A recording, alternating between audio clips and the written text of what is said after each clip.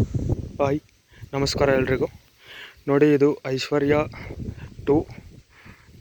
ಇದು ಬಂದು ನಾವು 3 ವರ್ಷಕ್ಕೆ ಮುಂಚೆ ಬೆಳೆನ ಹಾಕಿದ್ವಿ.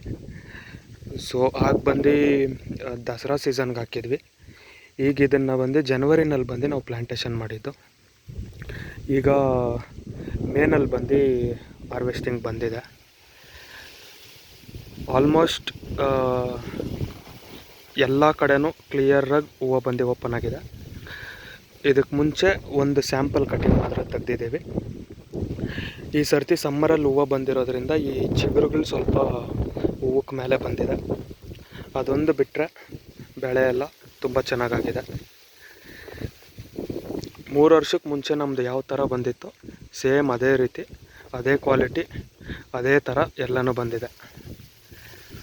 ನೋಡಿ, ಯಾರಾದರೂ ಶಾಮಂತಿ ಏನಾದರೂ ಹಾಕಬೇಕು ಅನ್ನೋರಿದ್ದರೆ ಈ ಬೆಳೆನ ಟ್ರೈ ಮಾಡಿ ನೋಡಿ. ಇದಕ್ಕೆ ಕಂಪಲ್ಸರಿ ಲೈಟಿಂಗ್ ಕೊಡಬೇಕು.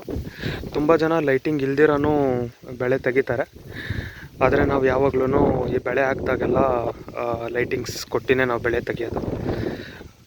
ನಾವು 3 ವರ್ಷಕ್ಕೆ ಮುಂಚೆ ಬೆಳೆ ಹಾಕಿದಾಗ ಒಂದೇ ಮದರ್ ಪ್ಲ್ಯಾಂಟಲ್ಲಿ 3 ಬೆಳೆ ತೆಗ್ದಿದ್ವಿ. ಅಂದರೆ ಜೂನಲ್ಲಿ ನಾವು ಪ್ಲ್ಯಾಂಟೇಷನ್ ಮಾಡಿದ್ದು ದಸರಾಗೆ ಬಂತು. ಸೊ ದಸರಾದಲ್ಲಿ ಕಟ್ಟಿಂಗ್ ಆದಮೇಲೆ ಮತ್ತೆ ಅದನ್ನೇ ನಾವು ಕಟ್ ಮಾಡಿ ಮತ್ತೆ ಬೆಳೆಗೆ ಬಿಟ್ಟಿದ್ವಿ. ಅದು ಬಂದು ಫೆಬ್ರವರಿಗೆ ಬಂದಿತ್ತು.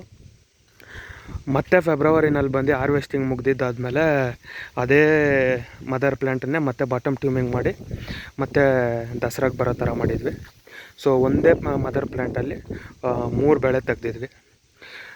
ನೋಡಿ, ಈ ಬೆಳೆ ಹಾಕಿದ್ರೆ ನಾವು ಪದೇ ಪದೇ ಪ್ಲ್ಯಾಂಟೇಷನ್ ಮಾಡೋ ಖರ್ಚು, ಒಂದೊಂದು ಬೆಳೆಗೂ ಉತ್ತಿ ರೆಡಿ ಮಾಡಿ ಮಾಡೋಂಥ ಖರ್ಚೆಲ್ಲನೂ ಮಿಗಿಲಿಸ್ಬೋದು.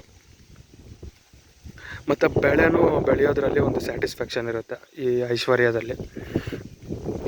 ಯಾರಾದರೂ ಇದು ಆಲ್ರೆಡಿ ಹಳೇದಾಗಿದೆ, ತುಂಬ ರೈತರಿಗೆ ಬಂದು ಗೊತ್ತು ಈ ಬೆಳೆ.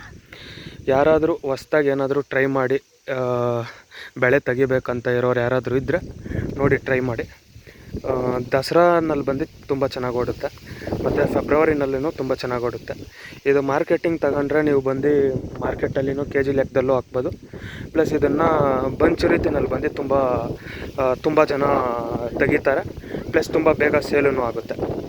ಸೊ ಮಾರ್ಕೆಟಿಂಗು ಯಾವುದೇ ರೀತಿ ನಿಮಗೆ ತೊಂದರೆ ಬರೋದಿಲ್ಲ. ಯಾರಾದರೂ ಟ್ರೈ ಮಾಡಬೇಕು ಅಂತಿರೋರಿದ್ರೆ ಮಾಡ್ಬೋದು. ನೋಡಿ, ಮಾಡಿ.